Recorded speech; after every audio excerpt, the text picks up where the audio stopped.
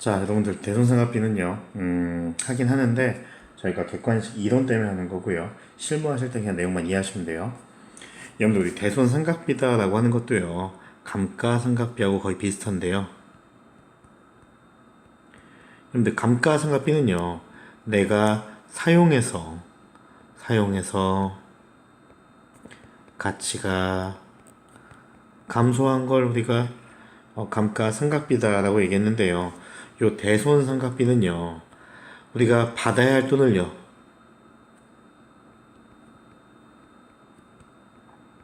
받아야 할 금액의 가치가 감소하는 걸 얘기합니다. 자, 무슨 얘기냐면, 여러분들, 아주 쉽게 얘기하면 이런 얘기 해볼게요. 우리 친척 중에 돈을 빌려가면요, 잘 안 갚는 양반이 있습니다. 어떤 양반이냐면, 친척인데, 우리 뭐 이제 뭐, 그냥 큰아버지다라고 해볼까요? 그냥 삼촌이 한 명 있는데, 이 삼촌은요, 통상적으로 돈을 빌려가면 한 20% 정도는 떼어 먹습니다. 그러면 이 삼촌한테 100만 원을 우리가 빌려주면요,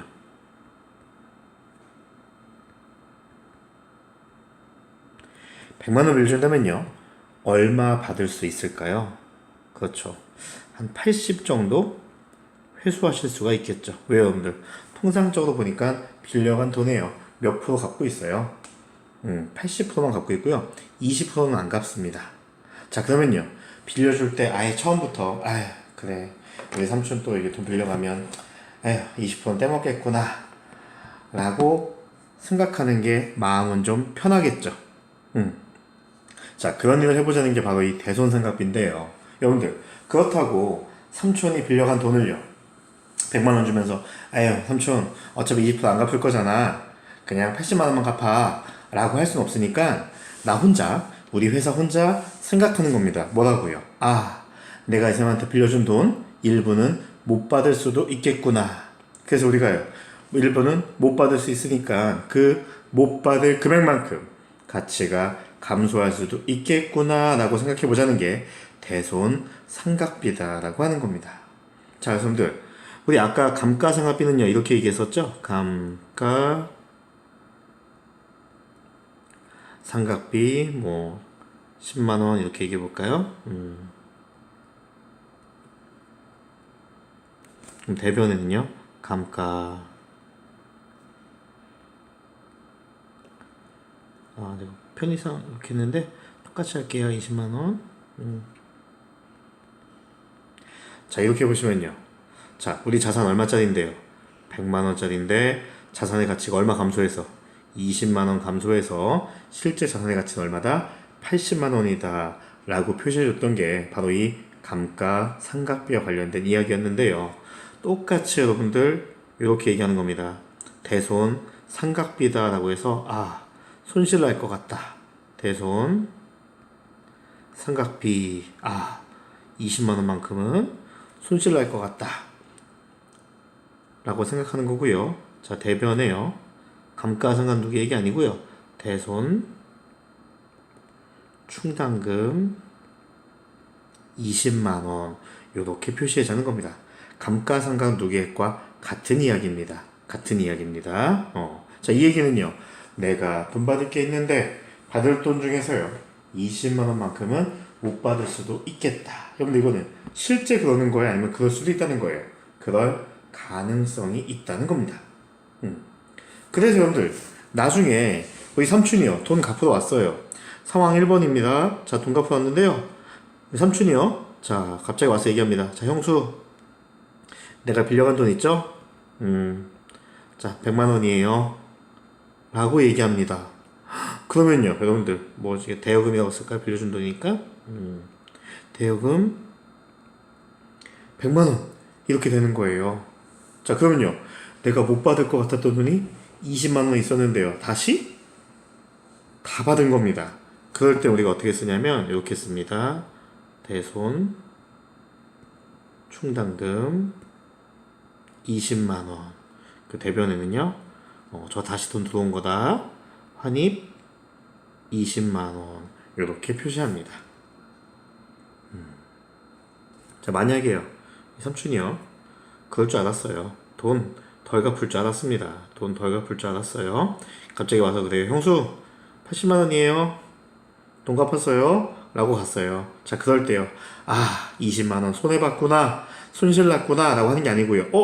이전에 우리가 미리 예측해 놓은 게 있으니까 요걸 가지고 대손 충당금 20만 원. 그래. 내가 너 이럴 줄 알고 미리 잡아놨다. 라고 하는 게 바로 이 대손 충당금과 관련된 이야기입니다. 말이 조금 어렵죠? 예. 자, 근데 만약에요. 우리 삼촌이 70만 원밖에 안 갖고 왔어요. 그러더니 그냥 아유 미안해 형수 이러고 가버렸습니다. 자, 그러면 우리가 예상했던 건요. 대손 충당금 20만 원 예상했고요. 10만 원 예상 못한 게 있습니다. 요걸 우리가 다시 손해봤다. 이렇게 좀 표현합니다. 이걸 우리가 보충법이다라고 얘기해요. 그래서 여러분들 우리가요, 보충법에 의해서 우리가 충당금을 설정하다라고 얘기했을 때 이런 얘기 해본 겁니다. 우리가 여러분들 여기까지만 보시면 대손 충당금 못 받을 돈 얼마 예상한 거예요. 20만 원 예상하고 있던 겁니다. 근데 추가적으로 삼촌이요, 왠지 10만 원 정도는 더 안 갚을 것 같아요. 총 30만 원 안 갚을 것 같아요. 그러니까요, 얼마 우리는 손실 볼 거 예상해야 돼요. 30만 원 손실 볼 거 예상해야 되니까 뭐 하자는 거예요. 10만 원만큼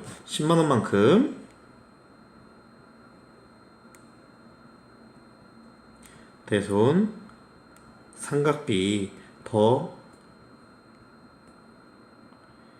인식해주자라고 하는 게 바로 우리 자동 결산과 관련된 이야기입니다. 자, 이 얘기인데요. 이건 좀 어려운 거니까요. 정말 안 되겠다 싶으시면 요거는 외우지 마시고 이해하려고 하지 마시고 그냥 우리 자동 결산 입력하는 것만 과정만 기억해 두시면 되겠습니다. 자, 이제 우리 세 번째인데요. 자, 여러분 우리 올바른 자산 부채에 평가해 보자라고 얘기했습니다.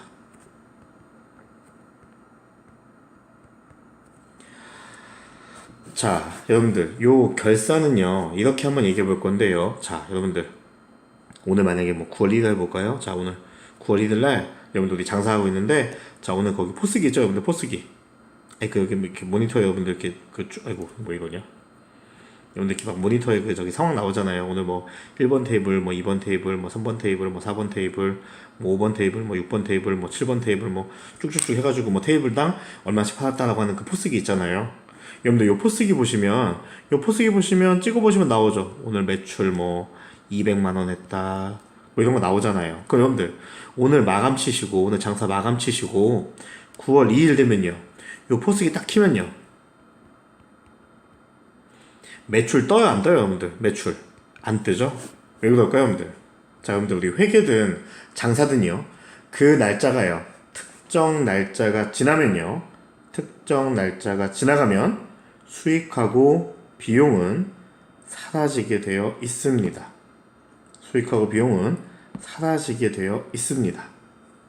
왜 여러분들? 어제 마감 친 거거든요. 이렇게 여러분들 우리가 마감 치는 걸 결산이다 라고 이야기합니다. 자, 이런 과정을 왜 얘기했냐면요. 자, 이런 것 때문에 얘기해 볼게요. 자, 여러분들 그 적금 가입하셨는데 요 적금의 이자율이 12%래요. 요 적금이 1년 만기 적금입니다. 1년 만기. 그럼요, 이 얘기는요, 이자율이 정확하게 표현할까요? 우리가 이렇게 표현하시면 연이자율이 1년의 이자율이 12%다라고 얘기하면요, 여러분들이 예금을요 100만원 예금하시면 요거에 이자 12% 계산해서 얼마를요? 12만원의 이자를 주겠다는 겁니다. 언제 여러분들? 1년 만기니까요. 1년 지나서 우리가 요걸 주겠다라고 얘기하는 겁니다.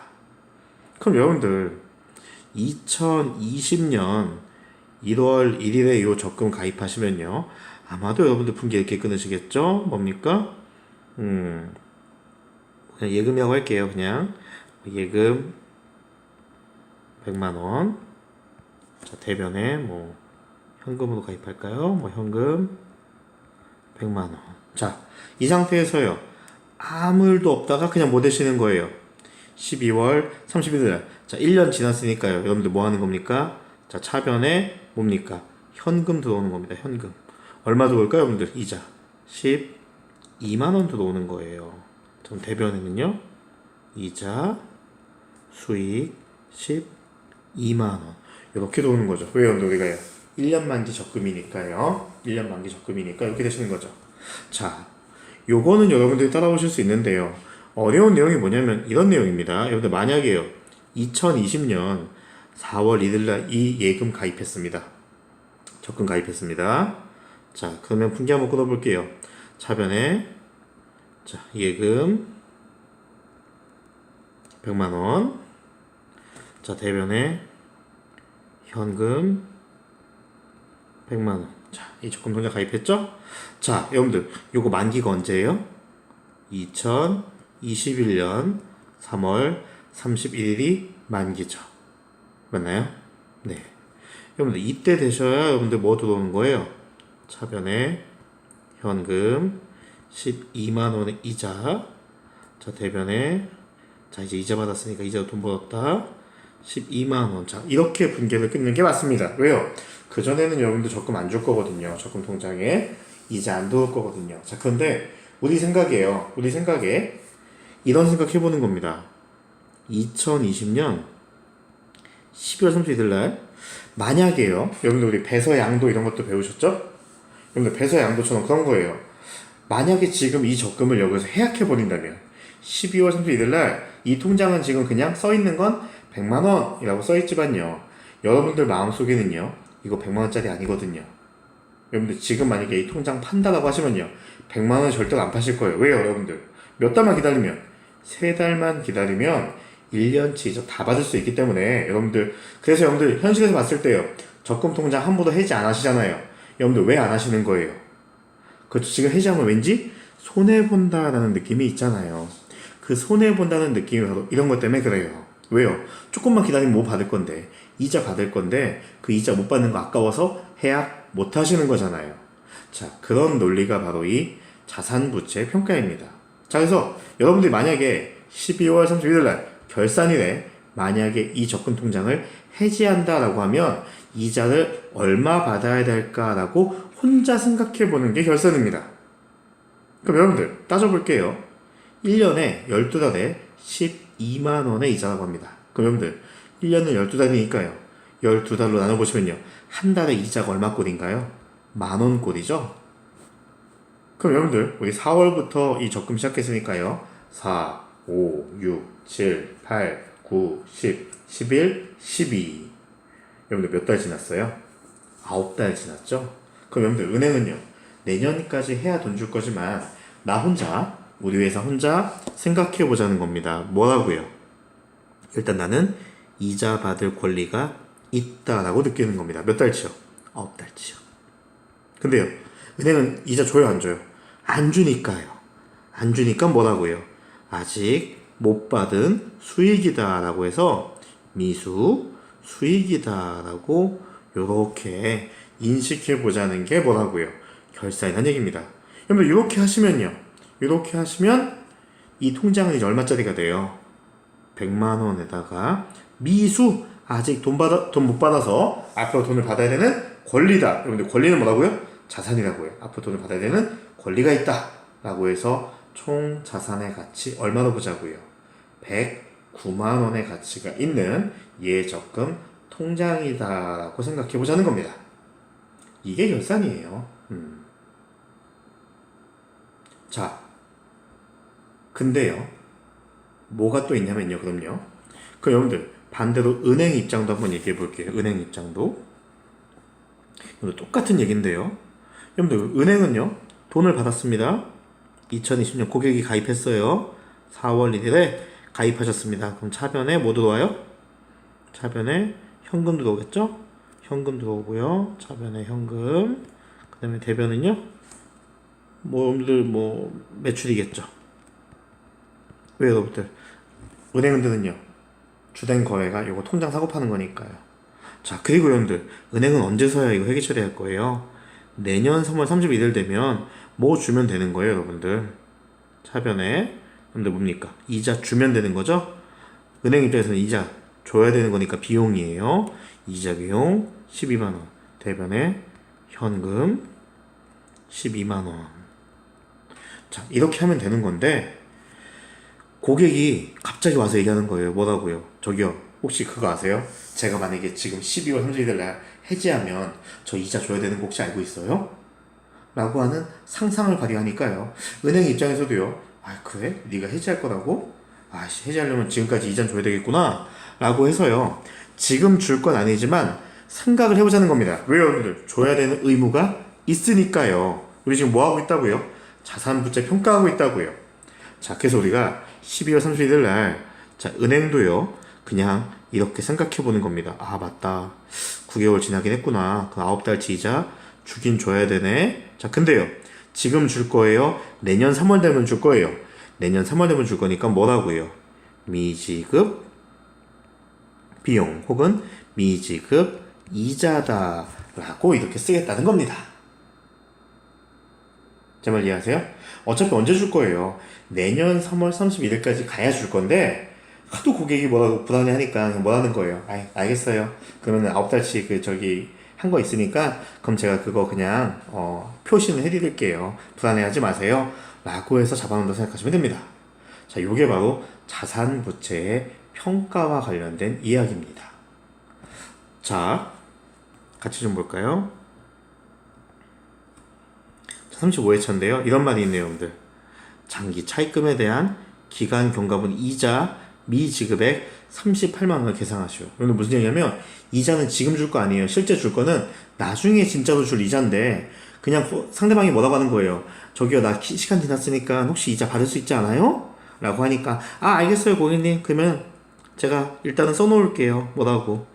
아, 고객님한테 38만원 이자 줄 거 있다고 적어 놓을게요. 자, 그 대신 지금 줄 거 아니고 언제 줄 거니까요. 내년 넘어가서 그 날짜 돼야 줄 거니까 뭐 하겠다고요? 미지급 이자, 미지급 비용. 요렇게 표시하겠다는 겁니다. 요거 이해하실 수 있을까요? 자, 그 다음은 여러분들요, 보험에 대한 얘기인데요. 자, 여러분들, 요거 보험 얘기 읽어보시면요. 9월 1일날 보험 가입했고요. 증권 받았습니다. 자, 근데요, 보험료는 지급 시 자산 처리하였으며 원활 계산할 것이라고 되어 있는데요. 자, 여러분들, 아까 우리 제일 먼저 했던 소모품 기억나세요? 여러분들, 소모품이라고 하는 자산으로 우리가 회계 처리 시작할 수 있고요. 또 뭘로도 가능했어요? 소모품 B라고 하는 비용으로 시작을 할 수 있었죠. 아니, 아까 보니까 여러분들 뭐 소모품이라고 하는 자산으로 처리했다, 소모품 B로 처리했다라고 하잖아요. 근데 여기 보니까요, 여기 보니까 얘도 뭘로 했대요? 자산으로 처리했다고 합니다. 처음에 여기 돈 썼을 때 다 자산으로 잡을 수 있고요. 처음에 돈 썼을 때 무조건 다 비용으로 잡을 수도 있다는 겁니다. 동의가 안 되시나요? 네. 자, 그래서 여러분들 이 문제의 핵심 포인트는 뭐냐면요. 자, 일단 보험 가입했습니다. 보험 가입했을 때 자산으로 처리했다라고 하는 건데, 여러분들 보험료다라고 하는 건 비용이죠. 비용인데 자산 처리했다라고 하는 얘기는요, 여러분들 우리가요, 미리 냈다 라고 생각하시면 됩니다. 미리 돈 냈다라고 생각해 보시면 됩니다. 미리 돈 내는 거예요, 여러분들. 미리 그냥 돈 내놓은 겁니다. 예. 자, 이걸 여러분들 우리가 미리 돈 냈다라고 해서 우리가 선급 비용이다라고 얘기해서, 여러분들 선급 비용은요, 자산이에요. 비용은 비용인데 제가 돈 미리 내는 겁니다. 여러분들 뭐 월세 같은 것도 여러분들 우리가 깔세 뭐 이런 얘기 하잖아요. 그 여러분들 뭐 하는 거예요? 내가 미리 뭐 3개월치 아니면 뭐 5개월치 미리 월세 다 내놓은 거잖아요, 여러분들. 그걸 우리가 미리 돈 냈다라고 해서, 맞아요, 선급금과 같은 겁니다. 선급 비용이다라고 생각해 보자는 겁니다. 자, 그럼 여러분들 9월 1일날 우리가 무슨 짓을 했냐면요. 자, 차변에, 자, 미리 돈 냈다 선급 비용이라고 하는 자산이 얼마 잡혔냐면요, 144만 원 잡힌 거예요. 여러분들 이거 조금 어려우시면 이거 그냥 소모품이라고 생각하세요. 그래서 뭐 현금으로 할까요? 뭐 현금 144만 원. 자, 그런데 12월 31일 날 보니까요. 상황이 바뀐 겁니다. 여러분들 이거 소모품이라 생각해 보세요. 여러분들 자, 소모품 144만 원치 사왔어요. 자, 근데 12월 31일 날 보시니까요. 자, 따져볼게요, 여러분들. 자, 이 보험은요. 얼만큼 남아있을까요? 여러분들, 이 보험은 올해 9월 1일 날 가입했으면요. 1년짜리 보험이니까요. 내년 8월 31일까지가 보험이죠. 맞아요? 맞나요? 도와주세요. 그럼 여러분들, 생각해 볼게요. 생각해 보시면, 자, 여러분들, 소모품이에요, 여러분들. 자, 이거 어렵게 생각하지 마시고요. 이렇게 얘기할까요? 자, 소모품. 자, 이거 똑같은 논리입니다. 자, 소모품 한 개에 12만원짜리인데요. 한 개에 12만원짜리 지우개 12개 샀습니다. 기억나세요? 예. 소모품 12만원짜리 12개 샀습니다. 그럼 이게 얼마예요?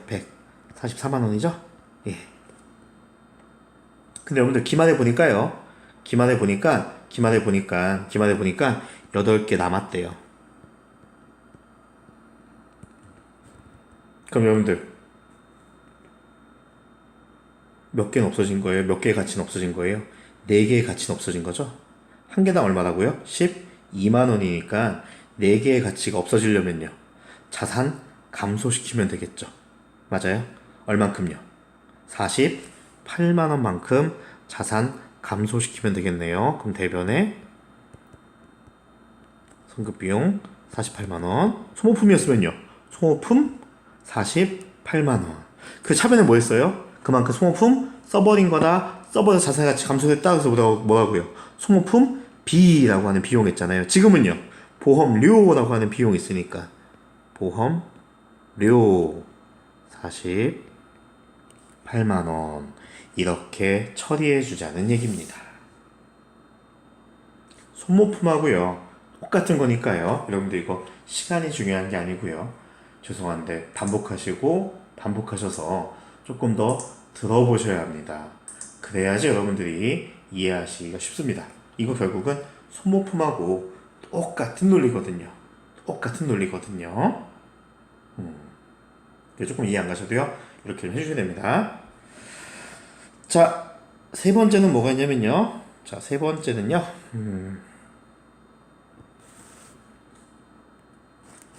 저희가 세 번째는 그 단기 매매 증권이 있는데요.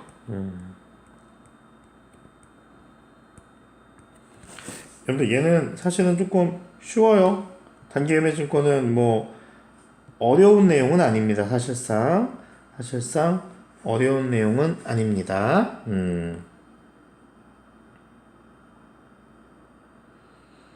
자, 뭐 때문에 어려운 내용이 아니냐면요. 자, 얘는요, 여러분들 우리가요. 자, 첫 번째 1. 사온 가격. 이거 우리가 취득 원가다라고 얘기하고요. 요걸 우리가 장부 금액이다라고도 얘기해요. 우리 회사에 사와서 적어놓은 금액이다라고 해서 우리가 취득 원가 혹은 장부 금액이다라고 표시합니다. 그러니까 처음 사온 가격이 100원이면 장부가액이요. 100원이에요. 왜요? 100원에 사왔으니까 100원에 적은 겁니다. 자, 그리고 두 번째는요. 우리가 시가라고 얘기하는 여러분들 시가가 뭐예요? 지금 가치거든요. 지금 가치인데 여러분들 우리 뭐 하고 있어요? 결산 보니까 12월 31일에 시가다라고 생각해 보시면 됩니다. 자, 그래서 비교해 봐서 여러분들 우리가요. 자, 사온 가격인 장부 금액보다요. 시가가 올랐대요. 자, 나는 100원 주고 사왔는데 120원 올랐대요. 그럼 자산의 가치가요. 20원 올랐죠. 자산의 가치가 20원 올랐으니까 기분이 좋은 겁니다. 자, 만약에요. 자, 장부 금액이 90원이 돼요. 시가는 아이고 미쳤나보다. 장부 금액이 100원인데요. 시가는 90원이 돼요. 장부가가 더 크죠? 내가 사온 금액이 더 크죠? 그럼 시가는 뭐예요? 지금 가치예요. 지금 가치. 지금 사오면 얼마인가? 자, 그래서 여러분 우리가 처음에 시작할 때 이렇게 얘기하는 겁니다. 뭐라고요? 처음에 사올 때 차변에 자 단기 매매증권이라고 하는 주식 사왔다, 자산 사왔다, 100원에 뭐 대변에 현금 뭐 이 정도 쓸까요? 자 그리고요 뭐 한다고요? 자 만약에요 시가가 120원 올랐습니다. 그럼 여러분들 이제부터 우리 주식은 얼마짜리예요? 120원짜리니까요. 와 기분 좋다. 기분 좋다.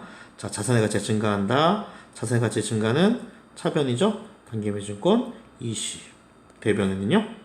자 평가에서 기말의 시가 평가에서 이익 났다라고 해서 내가 평가이 20 이렇게 써줍니다. 이 상황이에요. 자 반대로요. 90원으로 떨어졌대요. 내가 사올 때는 100원 주고 샀는데 지금은 90원밖에 안 된다고 합니다. 자 그러면요 자산의 가치가 감소하니까요. 그렇죠. 자산의 감소는 대변이죠. 단기 매매증권 얼마? 10원. 차변에는요 이번에는 평가했는데 손해봤다라고 하니까요. 예, 평가 손실 10원 이렇게 얘기해주면 되겠습니다. 얘도 여러분들 연습해보시면 되게 쉬워요. 예. 자, 그래서 연습 한번 해보시면요. 연습 한번 해보시면 이렇게 해보겠습니다. 38회차. 자, 여기 보시면요. 장부금액. 내가 사와서 우리 회사가 기록한 금액입니다. 8,800만원과 5,200만원이고요. 기말에 시가는요. 기말 평가 시가 금액은 이렇게 된다고 합니다. 자, 그러니까요. 8,800만원 주고 사온 게 얼마가 됐어요? 9,200만원 됐으니까 400만원만큼 올랐으니까요. 자산의 가치가 증가했으니까 차변에 써주겠죠? 자산의 증가 뭐 단기 매매증권 얼마? 400만원 올랐다. 자 대변에는요. 시가도 평가했더니 재미봤다. 이익도 없다. 그러니까 뭐예요? 평가 이익 400만원. 자 두번째 CTC 코리아입니다. 5,200 주고 사왔는데요. 지금 얼마 돼요? 6,700만원이에요. 시가가요. 얼마 올랐어요? 1,500만원 올랐으니까요. 예, 차변해요. 똑같이 해줍니다. 단기 매매증권이라고 하는 자산이 증가했다. 대변에는요. 이번에도 평가했더니 이익 났다.